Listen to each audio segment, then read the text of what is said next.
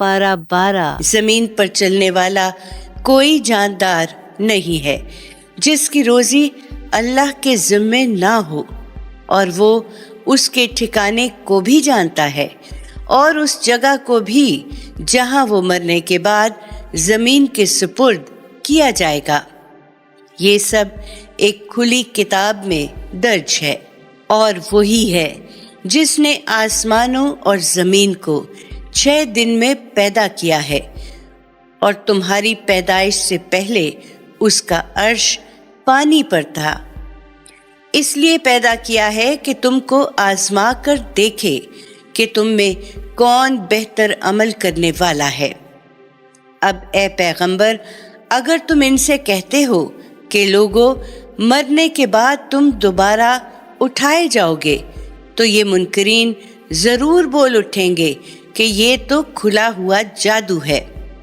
और अगर कुछ मुद्दत के लिए हम इनसे दुनिया के इस अजाब को टाल देंगे, तो ज़रूर पूछेंगे कि इसे क्या चीज़ रोके हुए है। सुनो, जिस दिन वो इनके ऊपर आ पड़ेगा तो इनसे फेरा ना जा सकेगा, और वही चीज़ इनको आ घेरेगी जिसका मजाक उड़ा रहे हैं। इंसान का मामला ये है कि हम उसको अगर अपने किसी फजल से नवाजें, फिर उससे उसे महरूम कर दें, तो लाजिमन शिकायत करेगा, इसलिए कि वो जल्द मायूस हो जाने वाला और निहायत नाशुक्रा है।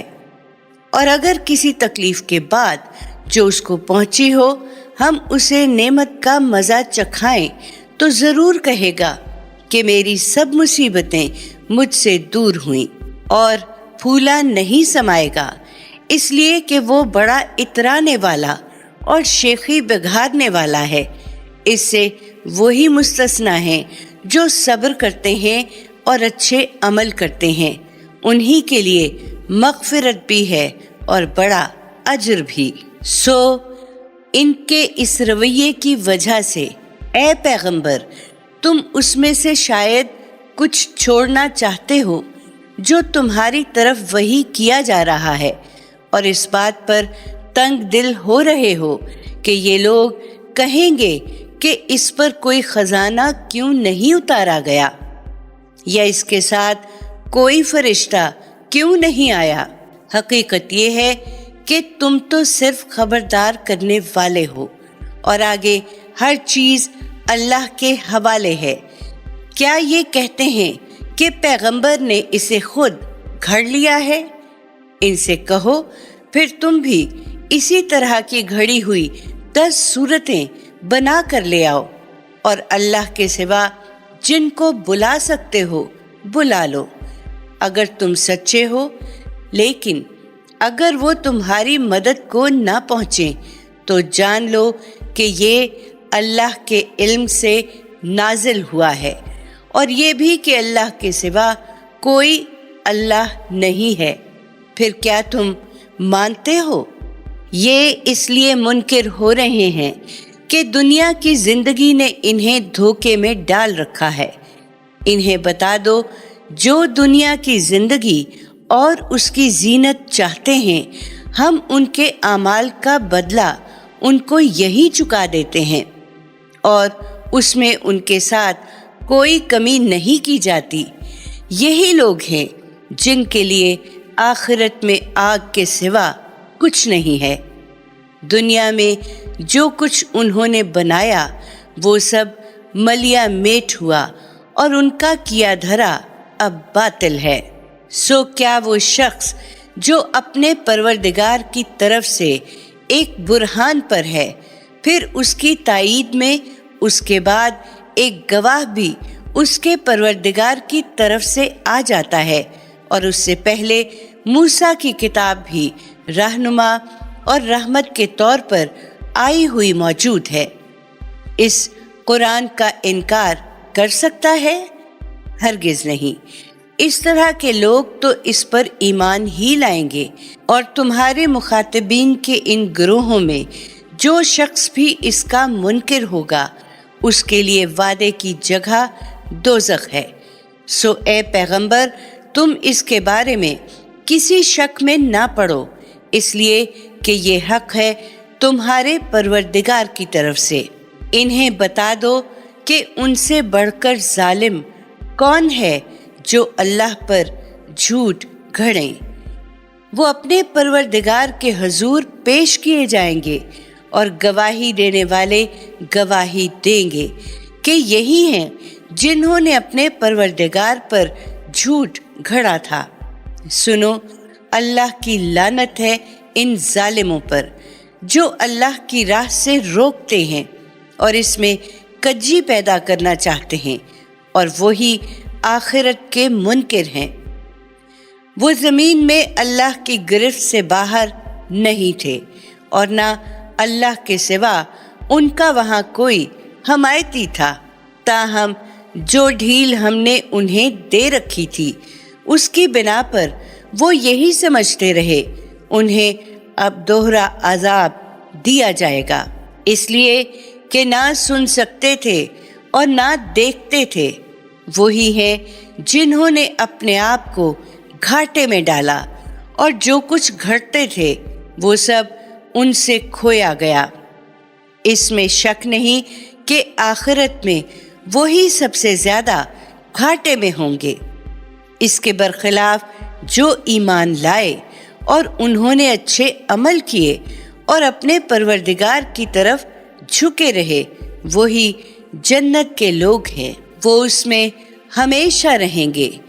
इन दोनों फरीकों की मिसाल ऐसी है जैसे एक अंधा और बहरा हो और एक देखने वाला और सुनने वाला। क्या दोनों की हालत यकसां हो सकती है? फिर क्या सोचते नहीं हो? इसी तरह नूह को हमने उसकी कौम की तरफ रसूल बनाकर भेजा था। उसने अपनी कौम के लोगों से कहा, मैं तुम्हारे लिए एक खुला हुआ खबरदार करने वाला हूँ कि तुम अल्लाह के सिवा किसी की बंदगी ना करो। ऐसा करोगे तो मैं तुम पर एक दर्दनाक दिन के अजाब का अंदेशा रखता हूँ। इस पर आपकी कौम के सरदारों ने जो मुनकिर थे जवाब दिया, हम तो तुम्हें अपने जैसा एक आदमी ही देखते हैं और हमारे अंदर जो अराज़िल हैं उन्हीं को देखते हैं कि बेसमझे बूझे तुम्हारे पीछे लग गए हैं। हम नहीं देखते कि हमारे ऊपर तुम्हारी कोई बड़ाई हासिल है, बल्कि हम तो तुम्हें बिल्कुल छोटा समझ रहे हैं। नूह ने जवाब दिया, मेरी कौम के लोगों, जरा सोचो, अगर मैं अपने परवरदिगार की तरफ से एक रोशन दलील पर हूँ, फिर उसने मुझे खास अपनी जनाब से रहमत भी अता फरमाई और वो तुम्हें नजर नहीं आई, तो क्या हम जबरदस्ती उसको तुम पर चिपका दें जबकि तुम उससे बेजार हो? मेरी कौम के लोगों, मैं इस खिदमत पर तुमसे कोई माल नहीं मांग रहा हूँ कि तुम्हारी हर बात मानने के लिए मजबूर हो जाऊं। मेरा अजर तो अल्लाह के ज़िम्मे है और तुम्हारी खुशनुदी के लिए मैं उन लोगों को हरगिज निकाल देने वाला नहीं हूँ जो ईमान ले आए हैं। वो अपने परवरदिगार से मिलने वाले हैं। उनकी कदर व कीमत का फैसला वही करेगा, मगर मैं देखता हूँ कि तुम लोग जहालत में मुब्तला हो। मेरी कौम के लोगों, अगर मैं उनको निकाल दूं तो खुदा से बचाने के लिए कौन मेरी मदद करेगा? फिर क्या सोचते नहीं हो? मैं तुमसे ये नहीं कहता कि मेरे पास खुदा के खजाने हैं और ना मैं गैब का इल्म रखता हूँ, ना ये दावा करता हूँ कि मैं कोई फरिश्ता हूँ, और ना उन लोगों के बारे में जिन्हें तुम्हारी आंखें हकीर देखती हैं तुम्हारी तरह ये कहने की जसारत कर सकता हूँ कि अल्लाह उन्हें कोई भलाई दे ही नहीं सकता। उनके दिलों में जो कुछ है उसे अल्लाह ही बेहतर जानता है। मैं अगर ऐसा करूं तो फिर मैं जालिम होऊंगा। इस पर उन लोगों ने कहा, ए नूह, तुमने हमसे बहस की है और बहुत कर ली है। अब अगर तुम सच्चे हो तो वो चीज़ हम पर ले आओ जिसकी तुम हमें धमकी सुना रहे हो। नूह ने जवाब दिया, वो तो अल्लाह ही तुम पर लाएगा अगर चाहेगा, और उस वक्त तुम उसकी गिरफ्त से निकल नहीं सकोगे। मैं अगर तुम्हारी कुछ खैर खाही करना भी चाहूँ तो मेरी खैर खाही तुम्हें कोई फ़ायदा नहीं दे सकती। अगर तुम्हारे इस रवैये के नतीजे में अल्लाह ने तुमको भटका देने का इरादा कर लिया है, वही तुम्हारा परवरदिगार है और तुम्हें उसी की तरफ पलटना है। क्या ये कहते हैं कि हम पर चस्पा करने के लिए इस शख्स ने ये किस्सा खुद घड़ लिया है? इनसे कहो, ए पैगंबर, अगर मैंने ये खुद घड़ा है तो मेरे जुर्म का वबाल मेरे ही ऊपर है, लेकिन जानते बूझते हकायक को झुटला देने का जो जुर्म तुम कर रहे हो उसकी जिम्मेदारी तुम ही पर है। मैं इससे बरी हूँ। फिर नूह को वही की गई कि तुम्हारी कौम के लोगों में से जो ईमान ला चुके हैं, अब उनके सिवा कोई ईमान लाने वाला नहीं है। सो इसके करतूतों पर गम करना छोड़ दो और हमारी निगरानी में और हमारी हिदायत के मुताबिक कश्ती बनाओ। इन जालिमों के हक में मुझसे कोई बात न करना, ये अब गर्क होकर रहेंगे। नूह इस हिदायत के मुताबिक कश्ती बनाने लगा और उसकी कौम के सरदार जब उसके पास से गुजरते तो उसकी हंसी उड़ाते। वो उन्हें जवाब देता कि अगर हमारे ऊपर हंसते हो तो जिस तरह तुम हंसते हो उसी तरह एक दिन हम भी तुम पर हंसेंगे। फिर अनकरीब जान लोगे कि वो कौन हैं जिन पर वो अजाब आता है जो उन्हें रुस्वा करके रख देता है, और वो कहर नाजिल होता है जो उन पर नाजिल होकर ठहर जाता है।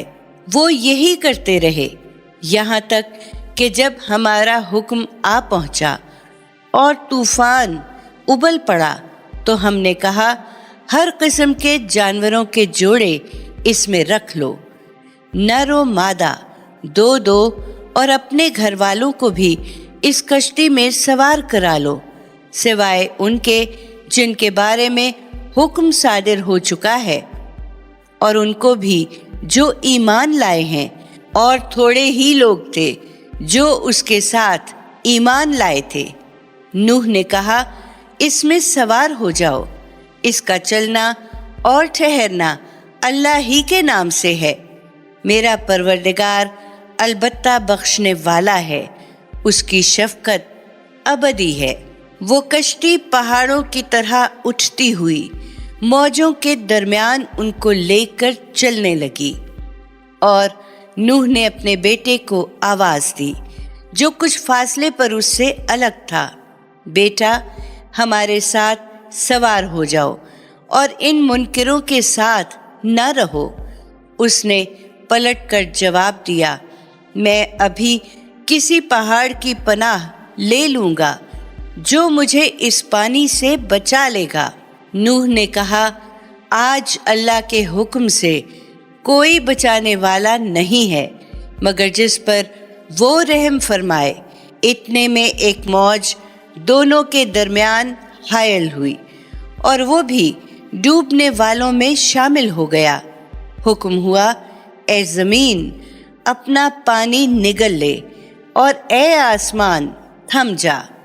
चुनांचे पानी उतार दिया गया, फैसला चुका दिया गया, कश्ती जूदी पर टिक गई और कह दिया गया कि इस जालिम कौम पर खुदा की फिटकार है। नूह ने अपने रब को पुकारा और कहा कि परवरदिगार, मेरा बेटा तो मेरे घर वालों में से है, اور اس میں شبہ نہیں کہ تیرا وعدہ سچا ہے اور تو سب فیصلہ کرنے والوں میں سے بہتر فیصلہ کرنے والا ہے۔ فرمایا، اے نوح، وہ تیرے گھر والوں میں سے نہیں ہے، سو مجھ سے اس چیز کے بارے میں سوال نہ کرو جس کا تمہیں کچھ علم نہیں ہے۔ میں تجھے نصیحت کرتا ہوں کہ جذبات سے مغلوب ہو جانے والوں میں سے نہ بنو۔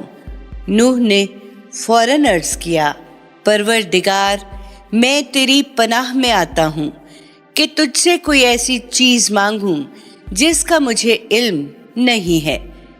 اب اگر تو مجھے معاف نہ کرے گا اور مجھ پر رحم نہ فرمائے گا تو میں نامراد ہو جاؤں گا۔ ارشاد ہوا، اے نوح، اتر جاؤ ہماری طرف سے سلامتی کے ساتھ اور برکتوں کے ساتھ، تم پر بھی اور ان امتوں پر بھی جو ان سے ظہور میں آئیں گی جو تمہارے ساتھ ہیں، اور ان کے بعد کچھ ایسی امتیں بھی ہیں جنہیں ہم آگے بہرہ مند کریں گے۔ پھر ان کے جرائم کی پاداش میں ان کو بھی ہماری طرف سے ایک دردناک عذاب پکڑ لے گا۔ یہ غیب کی باتیں ہیں جو اے پیغمبر ہم تمہاری طرف وحی کر رہے ہیں۔ اس سے پہلے نہ تم ان کو جانتے تھے نہ تمہاری قوم کے لوگ ان سے واقف تھے، اس لیے ثابت قدم رہو۔ انجام کار کی کامیابی انہی کے لیے ہے جو خدا سے ڈرنے والے ہیں۔ اسی طرح عاد کی طرف ہم نے ان کے بھائی ہود کو بھیجا۔ اس نے انہیں دعوت دی کہ میری قوم کے لوگوں، اللہ کی بندگی کرو، اس کے سوا تمہارا کوئی معبود نہیں ہے۔ حقیقت یہ ہے کہ اس کے مقابل میں تم محض جھوٹ گھڑ رہے تھے۔ میری قوم کے لوگوں، میں یہ بات تمہیں تمہاری خیر خواہی کے لیے کہتا ہوں۔ میں اس پر تم سے کوئی اجر نہیں مانگتا، میرا اجر تو اسی کے ذمے ہے جس نے مجھے پیدا کیا ہے۔ پھر کیا سمجھتے نہیں ہو؟ میری قوم کے لوگوں، اپنے رب سے معافی مانگو، پھر اس کی طرف پلٹو، وہ تم پر چھاجوں برسائے گا اور تمہاری قوت پر مزید قوت کا اضافہ کرے گا۔ تم مجرم ہو کر روح گردانی نہ کرو۔ انہوں نے جواب دیا، اے ہود، تم ہمارے پاس کوئی کھلی نشانی لے کر تو آئے نہیں ہو، اور ادھر ہمارا فیصلہ یہ ہے کہ محض تمہارے کہنے سے ہم اپنے معبودوں کو چھوڑنے والے نہیں ہیں اور نہ تمہاری بات ماننے والے ہیں۔ ہم تو یہی کہیں گے کہ تمہارے اوپر ہمارے معبودوں میں سے کسی کی مار پڑی ہے۔ ہود نے کہا، میں خدا کو گواہ ٹھہراتا ہوں اور تم بھی گواہ رہو کہ جنہیں تم خدا کے ساتھ شریک بناتے ہو میں ان سے بالکل بری ہوں۔ سو تم سب مل کر جس طرح چاہو میرے خلاف چالیں چلو، پھر مجھے ذرا مہلت نہ دو۔ میں نے اللہ پر بھروسہ کر لیا ہے، ہر جاندار کی چوٹی اسی کے ہاتھ میں ہے۔ میرا پروردگار یقیناً سیدھی راہ پر ہے۔ اس پر بھی آراز کر رہے ہو تو میں نے وہ پیغام تمہیں پہنچا دیا ہے جو مجھے دے کر تمہاری طرف بھیجا گیا ہے۔ اب میرا رب تمہاری جگہ کسی دوسری قوم کو اقتدار کا مالک بنائے گا اور تم اس کا کچھ نہ بگاڑ سکو گے۔ یقیناً میرا رب ہر چیز پر نگہبان ہے۔ پھر ہوا یہ کہ جب ہمارا فیصلہ صادر ہو گیا تو ہم نے ہود کو اور ان لوگوں کو جو اس کے ساتھ ایمان لائے تھے اپنی رحمت سے نجات دی، اور اس طرح ایک نہایت سخت عذاب سے انہیں بچا لیا۔ یہ تھے عاد جنہوں نے اپنے پروردگار کی آیتوں کا انکار کیا۔ اس کے رسولوں کی بات نہیں مانی اور ہر جبار اور سرکش دشمن حق کے معاملے کی پیروی کرتے رہے۔ آخر کار اس دنیا میں بھی ان کے پیچھے لعنت لگا دی گئی اور قیامت کے دن بھی۔ سن لو، عاد نے اپنے پروردگار سے کفر کیا۔ سن لو کہ عاد دھتکار دیے گئے، ہود کی قوم کے لوگ۔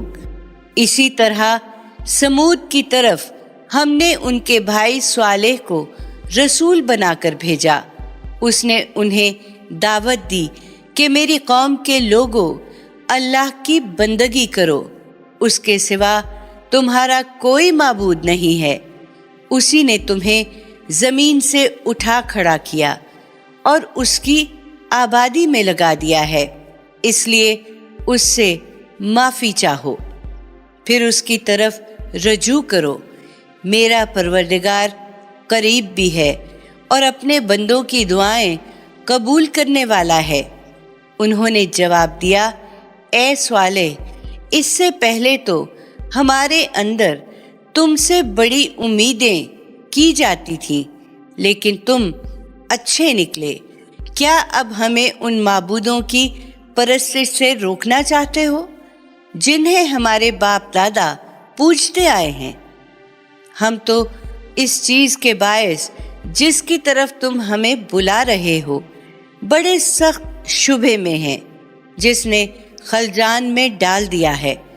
اس نے کہا، میری قوم کے لوگوں، ذرا غور کرو، اگر میں اپنے پروردگار کی طرف سے ایک روشن دلیل پر ہوں اور اس نے مجھے اپنی طرف سے خاص اپنی رحمت سے بھی نواز دیا ہے، تو مجھے خدا کی پکڑ سے کون بچائے گا؟ اگر میں اس کی نافرمانی کروں، سو جو کچھ تم چاہتے ہو اس سے تو تم میری بربادی ہی میں اضافہ کرو گے۔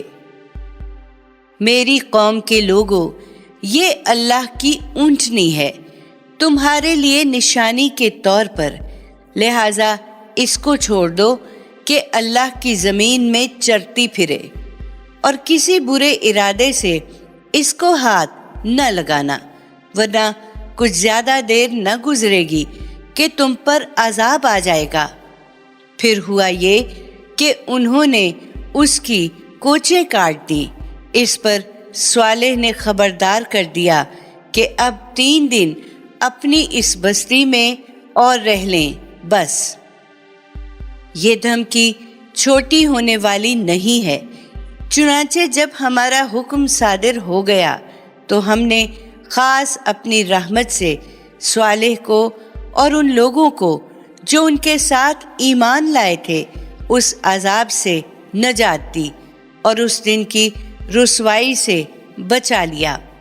بے شک تمہارا رب ہی قوی اور غالب ہے، اور جن لوگوں نے ظلم کیا تھا ان کو بڑے زور کی کڑک نے آ لیا، اور وہ اپنے گھروں میں اس طرح اوندھے پڑے رہ گئے کہ گویا وہاں کبھی بسے ہی نہیں تھے۔ سن لو کہ سمود نے اپنے پروردگار سے کفر کیا۔ سن لو کہ سمود دھتکار دیے گئے۔ اور لوط کے معاملے میں یہ ہوا کہ پہلے ہمارے فرشتے ابراہیم کے پاس خوشخبری لے کر پہنچے تھے۔ انہوں نے کہا، سلامتی ہو۔ ابراہیم نے جواب دیا، تم پر بھی سلامتی ہو۔ پھر کچھ دیر نہ گزری کہ ابراہیم بھنا ہوا بچڑا ان کی ضیافت کے لیے لے آیا، لیکن جب دیکھا کہ ان کے ہاتھ اس کی طرف نہیں بڑھ رہے ہیں تو ان سے اجنبیت محسوس کی اور دل میں ان سے کچھ ڈرنے لگا۔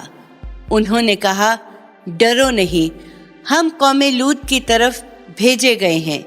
ابراہیم کی بیوی پاس ہی کھڑی تھی، سو خوشی سے ہنس پڑی۔ پھر ہم نے اس کو اسحاق کی اور اسحاق کے بعد یعقوب کی بشارت دی۔ وہ بولی، ہائے شامت، کیا میں بچہ جنوں گی جب کہ میں خود بھی بڑھیا ہوں اور یہ میرے شوہر بھی बूढ़े हो चुके हैं। ये तो बड़ी अजीब बात है। फरिश्तों ने कहा, अल्लाह की बात पर ताज्जुब करती हो। इब्राहिम के घर वालों, तुम पर तो अल्लाह की रहमत और उसकी बरकतें हैं। यकीनन अल्लाह तमाम सिफात का मालिक है और वो बड़ी शान वाला है। फिर जब इब्राहिम का खौफ दूर हुआ और उसे बशारत मिल गई तो वो कौम लूत के बारे में हमसे बहस करने लगा।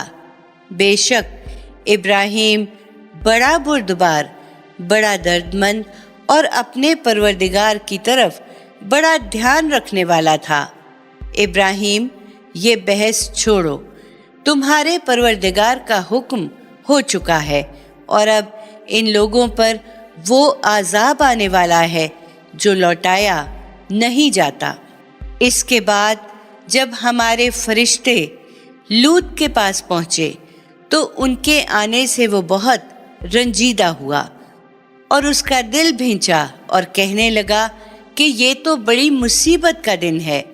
उसकी कौम के लोग ये देखकर कि खूबरू लड़के आए हैं, बेइख्तियार दौड़ते हुए उसके पास आ पहुँचे। पहले से वो ऐसी ही बदकारियों के खूगर थे। उसने कहा, मेरी कौम के लोगों, ये मेरी बेटियां हैं, ये तुम्हारे लिए ज़्यादा पाकीज़ा हैं, इसलिए खुदा का खौफ करो और मेरे मेहमानों के मामले में मुझे रुस्वा ना करो। क्या तुम में कोई भला आदमी नहीं है? उन्होंने जवाब दिया, तुम्हें मालूम ही है कि तुम्हारी बेटियों पर हमारा कोई हक नहीं है और तुम अच्छी तरह जानते हो जो कुछ हम चाहते हैं। लूत ने कहा, ऐ काश मेरे पास तुमसे मुकाबले की ताकत होती या मैं किसी मजबूत सहारे की पनाह ले सकता। फरिश्तों ने कहा, ऐ लूत, ये तुम्हारे परवरदिगार के भेजे हुए हैं, मुतमईन रहो, ये तुम्हारे करीब भी नहीं आ सकेंगे। सो अपने अहलो अयाल को लेकर कुछ रात रहे निकल जाओ और तुम में से कोई पीछे पलट कर ना देखे। तुम्हारी बीवी नहीं, इसलिए कि उस पर वही कुछ गुजरने वाला है जो इन लोगों पर गुजरना है। इन पर अजाब के लिए सुबह का वक्त मुकर्रर है। तुम परेशान क्यों होते हो? क्या सुबह करीब नहीं है? फिर जब हमारा हुक्म आ पहुंचा तो हमने उस बस्ती को यह कलम तलपट करके रख दिया और उस पर पकी हुई मिट्टी के पत्थर बरसाए। तहपत है जो तुम्हारे परवरदिगार के यहाँ निशान लगाए हुए थे और वो इन जालिमों से कुछ ज़्यादा दूर नहीं थे। और मदियन की तरफ उनके भाई शुएब को रसूल बनाकर भेजा। उसने दावत दी कि मेरी कौम के लोगों, अल्लाह की बंदगी करो, उसके सिवा तुम्हारा कोई माबूद नहीं है और नाप और तोल में कमी ना करो। मैं तुम्हें खुशहाल देख रहा हूँ, मगर मुझे तुम पर एक ऐसे दिन के आज़ाब का अंदेशा है जो घेरने वाला है। मेरी कौम के लोगों, नाप और तोल को ठीक इंसाफ के साथ पूरा रखो और लोगों को उनकी चीज़ें घटा कर ना दो और ज़मीन में फसाद ना फैलाते फिरो। अल्लाह का दिया हुआ नफ़ा ही तुम्हारे लिए बेहतर है। अगर तुम सच्चे मोमिन हो, मुझे समझाना ही है और मैं तुम पर निगरान मुकर्रर नहीं किया गया हूँ। उन्होंने जवाब दिया, ऐ शुएब, क्या तुम्हारी नमाज तुम्हें ये सिखाती है कि हम उन चीज़ों को छोड़ दें जिन्हें हमारे बाप दादा पूजते रहे, या अपने माल में हम अपनी मर्जी के मुताबिक तसर्रुफ ना करें?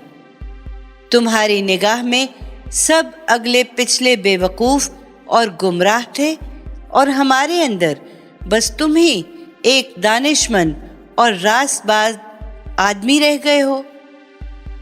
उसने कहा, मेरी कौम के लोगों, ज़रा गौर तो करो, اگر میں اپنے پروردگار کی طرف سے ایک روشن دلیل پر ہوں، پھر اس نے وحی کی صورت میں مجھے ایک رزق حسن بھی اپنی طرف سے عطا فرمایا، تو اس کے سوا میں تمہیں اور کس چیز کی دعوت دوں؟ میں ہرگز نہیں چاہتا کہ تمہاری مخالفت کر کے وہی کام خود کروں جس سے تمہیں روک رہا ہوں۔ میں تو صرف اصلاح چاہتا ہوں، جس حد تک کر سکوں اس کی توفیق مجھے اللہ ہی سے ملے گی۔ میں نے اسی پر بھروسہ کیا ہے اور اسی کی طرف رجوع کرتا ہوں۔ میری قوم کے لوگوں، میرے خلاف تمہاری ہٹ دھرمی کہیں یہ نوبت نہ پہنچا دے کہ تم پر بھی وہی آفت آ پڑے جو نوح کی قوم یا ہود کی قوم یا صالح کی قوم پر آ پڑی تھی، اور لوط کی قوم تو تم سے زیادہ دور بھی نہیں ہے۔ اور دیکھو، خیریت چاہتے ہو تو اپنے پروردگار سے معافی چاہو، پھر اس کی طرف پلٹ آؤ۔ حقیقت یہ ہے کہ میرا پروردگار نہایت مہربان اور بڑی محبت کرنے والا ہے۔ انہوں نے جواب دیا، اے شعیب، تمہاری بہت سی باتیں ہماری سمجھ میں نہیں آتی، اور ہم تو دیکھتے ہیں کہ ہمارے درمیان تم ایک کمزور آدمی ہو۔ تمہاری برادری نہ ہوتی تو ہم تمہیں سنگسار کر دیتے۔ تم ہم پر کچھ بھاری نہیں ہو۔ شعیب نے کہا، میری قوم کے لوگوں، کیا میری برادری تم پر خدا سے زیادہ بھاری ہے؟ اس کا تمہیں خوف ہے اور خدا کو تم نے بھلا کر پس پشت ڈال رکھا ہے۔ حقیقت یہ ہے کہ جو کچھ تم کرتے ہو میرا پروردگار اس کا احاطہ کیے ہوئے ہے۔ میری قوم کے لوگوں، جو کچھ کر رہے ہو اپنی جگہ کیے جاؤ، میں بھی کر رہا ہوں۔ تمہیں عنقریب معلوم ہو جائے گا کہ کس پر وہ عذاب آتا ہے جو اس کو رسوا کر کے رکھ دے گا، اور کون اپنی بات میں جھوٹا ہے۔ تم انتظار کرو، میں بھی تمہارے ساتھ انتظار کر رہا ہوں۔ اس پر جب ہمارا حکم صادر ہو گیا تو ہم نے شعیب کو اور ان لوگوں کو جو اس کے ساتھ ایمان لائے تھے خاص اپنی رحمت سے نجات دی، اور جنہوں نے اپنی جان پر ظلم ڈھایا تھا ان کو کڑک نے آ لیا، اور وہ اپنے گھروں میں اوندھے پڑے رہ گئے، گویا ان میں کبھی بسے ہی نہیں تھے۔ سنو، مدین والے بھی دھتکارے گئے جس طرح سمود دھتکار دیے گئے۔ اسی طرح موسیٰ کو ہم نے اپنی نشانیوں کے ساتھ بھیجا تھا، اور ایک کھلی ہوئی سند کے ساتھ فرعون اور اس کے سرداروں کی طرف رسول بنا کر بھیجا تھا، تو انہوں نے فرعون کی بات مانی، حالانکہ فرعون کی بات راست نہیں تھی۔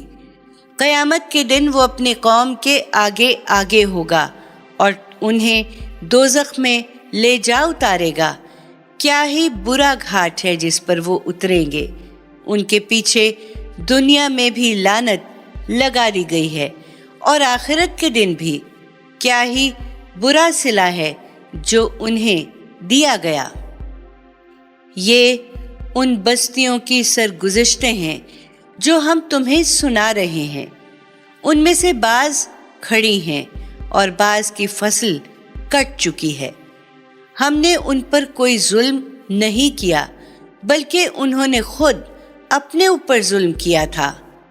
پھر تیرے پروردگار کا حکم صادر ہوا تو ان کے وہ معبود ان کے کچھ بھی کام نہ آئے جنہیں خدا کے سوا پکارتے تھے۔ ان کی بربادی کے سوا انہوں نے ان لوگوں کے حق میں کسی چیز کا اضافہ نہیں کیا۔ تیرا پروردگار جب بستیوں کو پکڑتا ہے اور وہ ظلم کر رہی ہوتی ہیں تو اس کی پکڑ ایسی ہی ہوتی ہے۔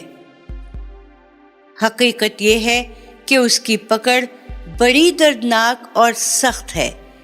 اس میں یقیناً ان لوگوں کے لیے بڑی نشانی ہے جو آخرت کے عذاب سے ڈریں۔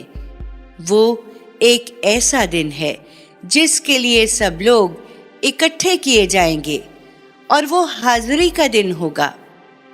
ہم اس کو بس ایک گنتی کی مدت کے لیے ٹال رہے ہیں۔ جب وہ دن آئے گا تو کوئی شخص خدا کی اجازت کے بغیر کلام نہ کر سکے گا۔ پھر لوگوں میں سے کچھ بدبخت ہوں گے اور کچھ نیک بخت۔ سو جو بدبخت ہوں گے وہ دوزخ میں جائیں گے، انہیں وہاں چیخنا اور چلانا ہے۔ وہ اسی میں پڑے رہیں گے جب تک اس عالم کے زمین و آسمان قائم ہیں، الا یہ کہ تیرا پروردگار کچھ اور چاہے۔ اس میں شک نہیں کہ تیرا پروردگار جو چاہے کر گزرنے والا ہے۔ رہے وہ جو نیک بخت ہیں تو وہ جنت میں ہوں گے، وہ اسی میں رہیں گے جب تک اس عالم کے زمین و آسمان قائم ہیں، الا یہ کہ تیرا پروردگار کچھ اور چاہے، اس کی طرف سے ایسی عطا کے طور پر جو کبھی منقطع نہ ہوگی۔ سو اے پیغمبر، تم ان چیزوں کے معاملے میں کسی تردد میں نہ پڑو جنہیں یہ پوجتے ہیں، یہ اسی طرح پوج رہے ہیں جس طرح ان سے پہلے ان کے باپ دادا پوجتے رہے۔ ہمارا فیصلہ ہے کہ ان کا حصہ ہم بھی بغیر کسی کمی کے انہیں پورا پورا ادا کر دیں گے۔ ہم نے موسیٰ کو کتاب دی تھی تو اس کے بارے میں بھی اسی طرح اختلاف کیا گیا تھا۔ تیرے پروردگار کی طرف سے اگر ایک بات پہلے ہی طے نہ کر دی گئی ہوتی تو ان کے درمیان اس اختلاف کا فیصلہ چکا دیا جاتا۔ حقیقت یہ ہے کہ جو کچھ تم پیش کر رہے ہو اس کی طرف سے یہ لوگ ایسے شک میں پڑے ہوئے ہیں جو الجھا دینے والا ہے۔ تم مطمئن رہو، تمہارا پروردگار ان میں سے ہر ایک کو اس کے اعمال کا پورا پورا بدلہ دے کر رہے گا۔ یہ جو کچھ کر رہے ہیں وہ اس سے یقیناً باخبر ہے۔ سو تم ثابت قدم رہو جیسا کہ تم کو حکم دیا گیا ہے، اور وہ بھی جنہوں نے تمہارے ساتھ اپنے پروردگار کی طرف رجوع کیا ہے، اور تم لوگ کجی اختیار نہ کرو۔ اس میں شک نہیں کہ جو کچھ تم کر رہے ہو اسے وہ دیکھ رہا ہے۔ ان کی ترغیب و ترہیب کے باوجود ان ظالموں کی طرف ذرا نہ جھکنا، ورنہ تمہیں بھی آگ پکڑ لے گی، اور خدا کے سوا تمہارا کوئی حامی نہ ہوگا۔ پھر کہیں سے مدد بھی نہیں پاؤ گے۔ اور دیکھو اے پیغمبر، اس راہ میں ثابت قدمی کے لیے دن کے دونوں حصوں میں نماز کا اہتمام کرو، اور رات کے اوائل میں بھی۔ حقیقت یہ ہے کہ نیکیاں برائیوں کو دور کر دیتی ہیں۔ یہ ایک یاد دہانی ہے ان کے لیے جو یاد دہانی حاصل کرنے والے ہیں، اور صبر کرو، اس لیے کہ اللہ ان لوگوں کا اجر ضائع نہ کرے گا جو خوبی سے عمل کرنے والے ہیں۔ پھر اس پر بھی غور کرو کہ ایسا کیوں نہ ہوا کہ تم سے پہلے کی امتوں میں ایسے اہل خیر ہوتے جو لوگوں کو زمین میں فساد برپا کرنے سے روکتے۔ ایسے لوگ نکلے بھی تو بہت تھوڑے جنہیں ہم نے ان میں سے نجات دی، اور ظالم جس عیش میں تھے اسی کے پیچھے پڑے رہے، اور وہ تھے ہی مجرم لوگ۔ اے پیغمبر، تیرا رب ایسا نہیں ہے کہ بستیوں کو ان کے کسی ظلم کی پاداش میں ہلاک کر دے جبکہ ان کے باشندے اصلاح کرنے والے ہوں۔ تیرا رب چاہتا تو تمام انسانوں کو ایک ہی گروہ بنا دیتا، مگر اس نے ایسا نہیں کیا۔ بلکہ انہیں ارادہ و اختیار عطا فرمایا، تو اب یہی ہوگا کہ وہ ہمیشہ اختلاف میں رہیں گے، سوائے ان کے جن پر تیرا پروردگار رحم فرمائے۔ اس نے اسی لیے ان کو پیدا کیا ہے کہ وہ اپنے اختیار سے فیصلہ کریں۔ سو تیرے پروردگار کی بات پوری ہو گئی جو اس نے کہی تھی کہ کیا جن اور کیا انسان میں سب سے جہنم کو بھر دوں گا۔ اور اے پیغمبر، رسولوں کی سرگزشتوں میں سے ایک ہم تمہیں سنا رہے ہیں جس سے ہم تمہارے دل کو مضبوط کریں۔ ان کے اندر تمہارے پاس حق آیا ہے، اور ماننے والوں کے لیے ان میں نصیحت اور یاد دہانی ہے۔ ان سے کہہ دو، اے پیغمبر، جو نہیں مان رہے کہ تم اپنے طریقے پر کرو، جو چاہتے ہو ہم اپنے طریقے پر کریں گے، اور تم بھی انتظار کرو کہ اللہ کا فیصلہ کب صادر ہوتا ہے، ہم بھی منتظر ہیں۔ زمین اور آسمانوں میں جو کچھ چھپا ہوا ہے سب اللہ کے پاس ہے، اور تمام معاملات اسی کی طرف رجوع کیے جاتے ہیں۔ سو اے پیغمبر، اسی کی بندگی کرو اور اسی پر بھروسہ رکھو۔ تم لوگ جو کچھ کر رہے ہو، تیرا پروردگار ان سے بے خبر نہیں ہے۔ سورہ یوسف شروع کرتی ہوں اللہ تعالیٰ کے پاک نام سے جو بڑا مہربان اور نہایت رحم کرنے والا ہے۔ یہ سورت لا را ہے۔ یہ اس کتاب کی آیتیں ہیں جو اپنا مدعا پوری وضاحت کے ساتھ بیان کرتی ہے۔ ہم نے اس کو عربی زبان میں قرآن بنا کر اتارا ہے تاکہ اے قریش مکہ تم اس کو اچھی طرح سمجھ سکو۔ اے پیغمبر، اس قرآن کی بدولت جو ہم نے تمہاری طرف وحی کیا ہے، ہم تمہیں ایک بہترین سرگزشت سناتے ہیں۔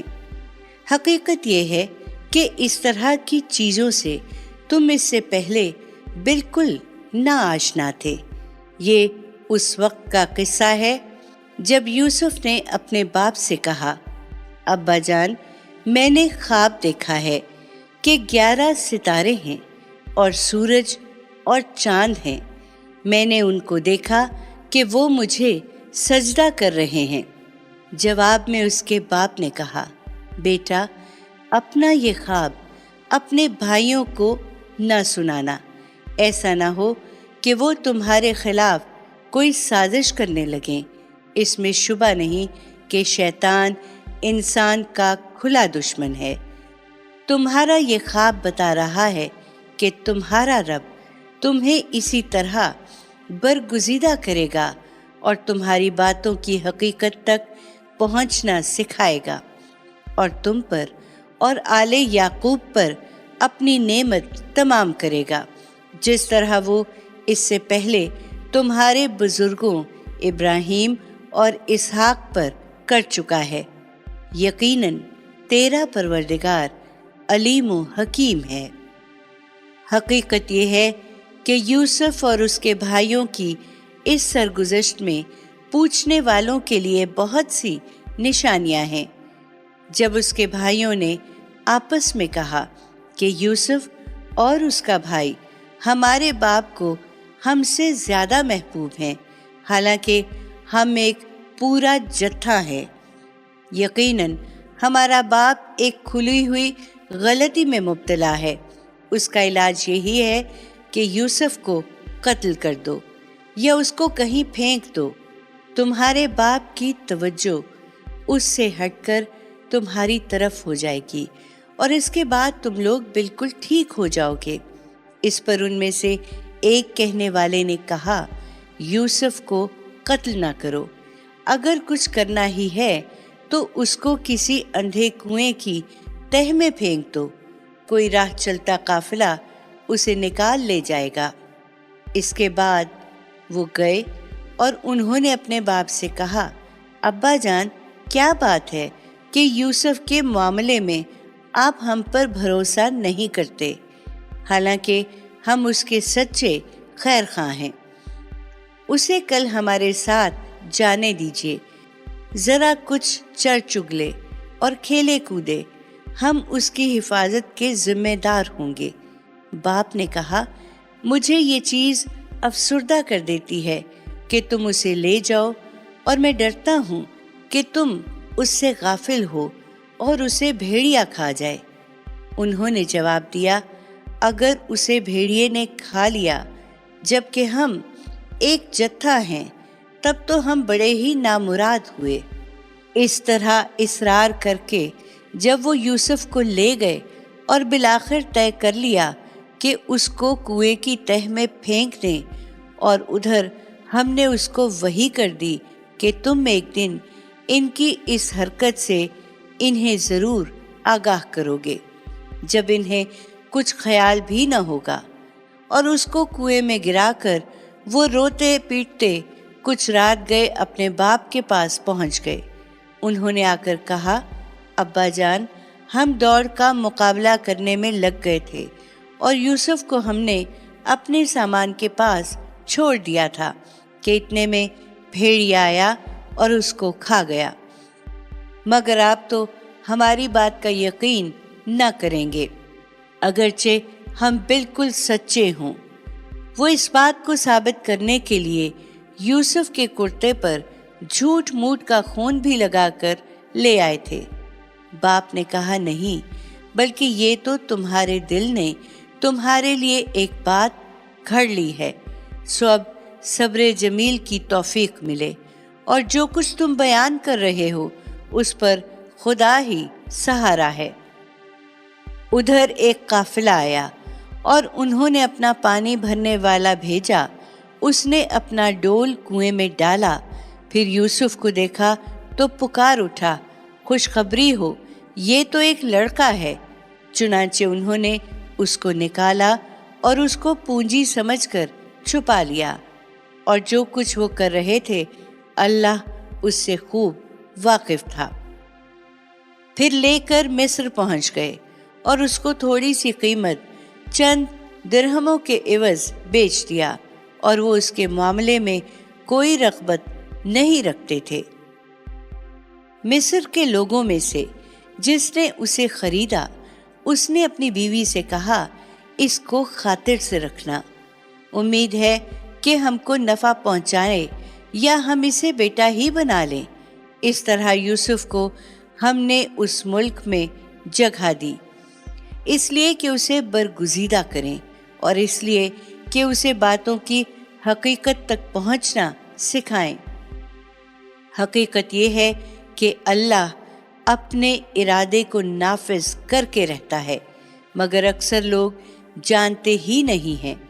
چنانچہ اسی طرح ہوا، اور جب وہ پختگی کو پہنچ گیا تو ہم نے اس کو حکم اور علم عطا فرمایا۔ ان کو جو خوبی والے ہوں ہم اسی طرح بدلہ دیا کرتے ہیں۔ اور یوسف جس عورت کے گھر میں تھا وہ اس پر ڈورے ڈالنے لگی۔ اس نے ایک دن دروازے بند کر لیے اور بولی، آ جاؤ۔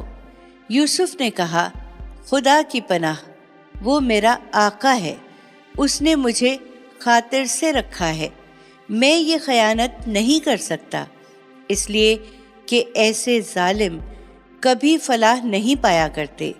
حقیقت یہ ہے کہ اس عورت نے تو یوسف کا ارادہ کر ہی لیا تھا، وہ بھی اپنے پروردگار کی برہان نہ دیکھ لیتا تو اس کا ارادہ کر لیتا۔ اسی طرح ہوا تاکہ ہم اس سے برائی اور بے حیائی کو دور رکھیں۔ اس میں شبہ نہیں کہ وہ ہمارے برگزیدہ بندوں میں سے تھا۔ وہ دونوں آگے پیچھے دروازے کی طرف بھاگے، اور یوسف کو روکنے کی کوشش میں عورت نے اس کا کرتا پیچھے سے کھینچ کر پھاڑ دیا۔ دروازے پر دونوں نے اس کے شوہر کو موجود پایا۔ اسے دیکھتے ہی عورت نے کہا، جو تیری بیوی کے ساتھ برائی کا ارادہ کرے، اس کی سزا اس کے سوا کیا ہو سکتی ہے کہ قید کیا جائے یا اسے کوئی اور دردناک سزا دی جائے۔ یوسف نے کہا، اس نے مجھے پھانسنے کی کوشش کی تھی۔ معاملہ آگے بڑھا تو عورت کے اپنے خاندان کے لوگوں میں سے ایک شخص نے قرینے کی شہادت پیش کی کہ اگر یوسف کا کرتا آگے سے پھٹا ہوتا تو عورت سچی ہے اور وہ جھوٹا ہے، اور اگر اس کا کرتا پیچھے سے پھٹا ہو تو عورت جھوٹی ہے اور وہ سچا ہے۔ پھر جب شوہر نے دیکھا کہ یوسف کا کرتا پیچھے سے پھٹا ہے تو غصے میں بول اٹھا کہ یہ تم عورتوں کے فریب ہیں، اس میں شبہ نہیں کہ تمہارے فریب بڑے غضب کے ہوتے ہیں۔ یوسف، اس بات کو جانے دو، اور اے عورت تو اپنے گناہ کی معافی مانگ، اس لیے کہ اصل میں تو ہی خطا کار ہے۔ شہر میں کچھ عورتیں آپس میں چرچا کرنے لگیں کہ عزیز کی بیوی اپنے غلام پر ڈورے ڈال رہی ہے، وہ اس کی محبت میں فریفتہ ہو گئی ہے۔ ہمارے نزدیک تو وہ کھلی حماقت میں مبتلا ہے۔ شاید نہیں جانتی کہ ایسے لوگ کس طرح رام کیے جاتے ہیں۔ سو ان کے فریب کا حال جب اس عورت نے سنا تو اس نے انہیں بلا بھیجا کہ وہ بھی اپنا ہنر آزما لیں، اور ان کے لیے ایک مجلس آراستہ کی، اور ان میں سے ہر ایک کو ایک ایک چھری دی، اور یوسف سے کہا کہ ان کے سامنے آ جاؤ۔ پھر جب عورتوں نے اس کو دیکھا تو اس کی عظمت سے مبہوت ہو گئیں، اور اپنی بات اس سے منوانے کے لیے اپنے ہاتھ جگہ جگہ سے زخمی کر لیے، لیکن ناکام رہیں، اور بالآخر پکار اٹھیں کہ حاشا للہ، یہ آدمی نہیں ہے، یہ تو کوئی بزرگ فرشتہ ہے۔ اس نے کہا، دیکھ لیا، یہی ہے جس کے بارے میں تم مجھے ملامت کر رہی تھی۔ بے شک میں نے اسے رجھانے کی کوشش کی تھی، مگر یہ بچ نکلا۔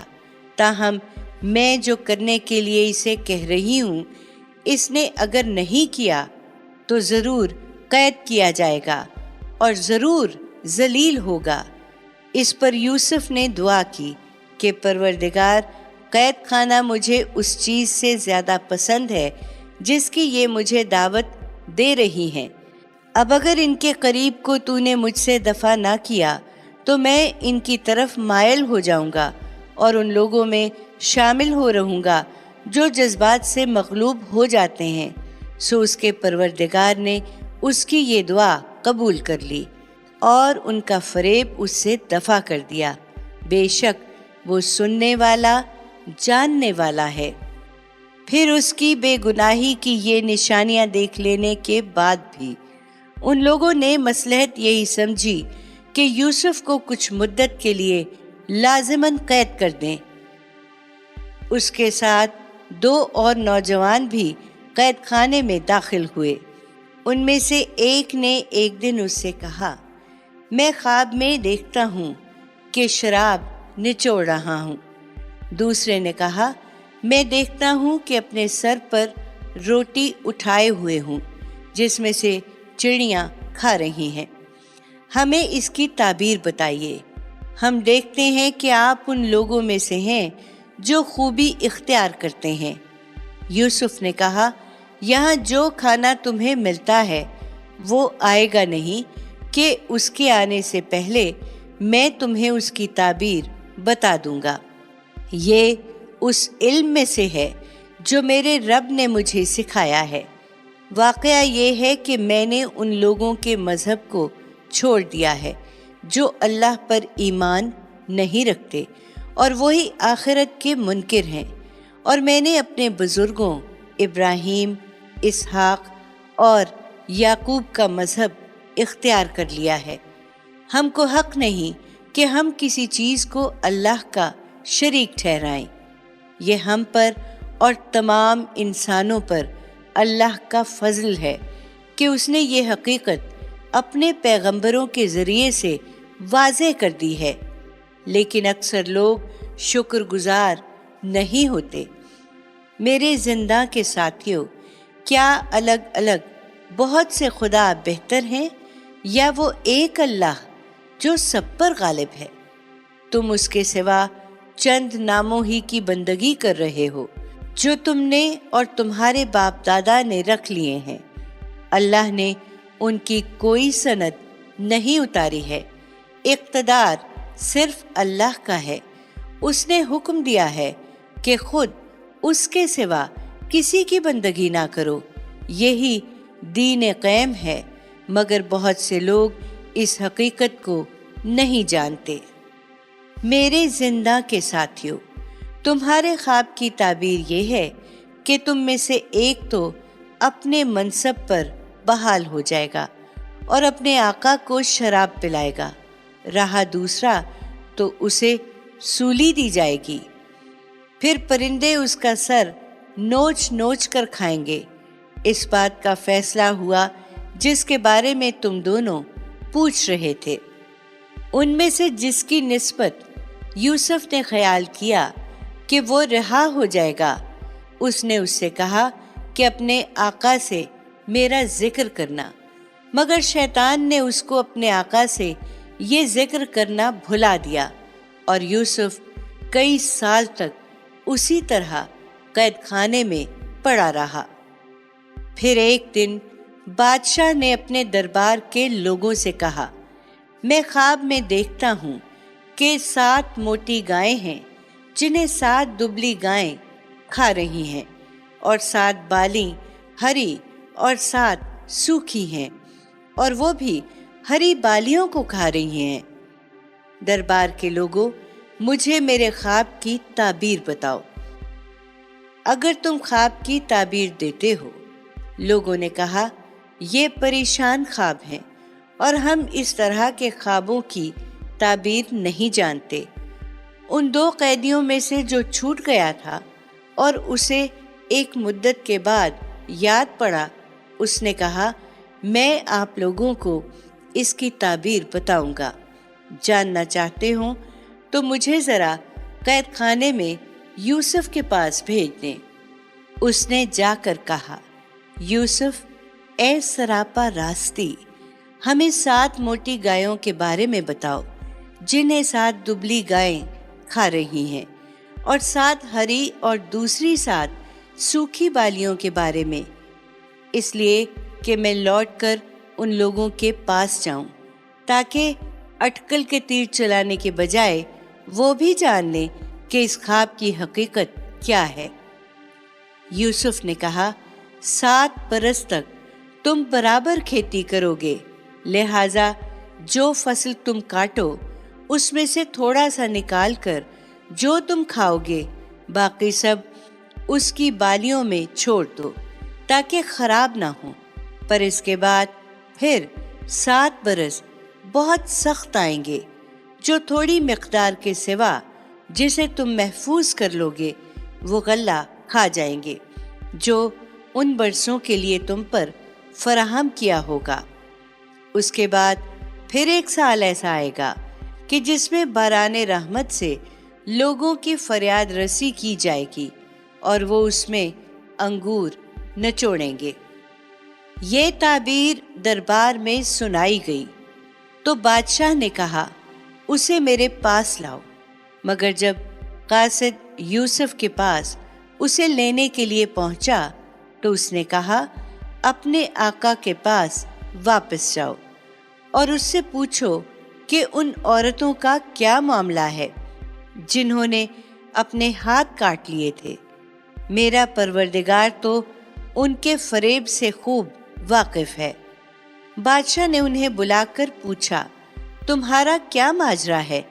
جب تم نے یوسف کو پھسلانے کی کوشش کی تھی۔ سب نے گواہی دی کہ حاشا للہ، ہم نے اس میں برائی کا کوئی شائبہ تک نہیں پایا۔ عزیز کی بیوی بھی بول اٹھی، اب حق کھل چکا ہے، یہ میں ہی تھی جس نے اس کو پھسلانے کی کوشش کی تھی، اس میں شبہ نہیں کہ وہ بالکل سچا ہے۔ یوسف نے کہا، اس سے میری غرض یہ تھی کہ عزیز یہ جان لے کہ میں نے در پردہ اس کی خیانت نہیں کی تھی، اور یہ کہ جو خیانت کرتے ہیں ان کی چال کو اللہ چلنے نہیں دیتا۔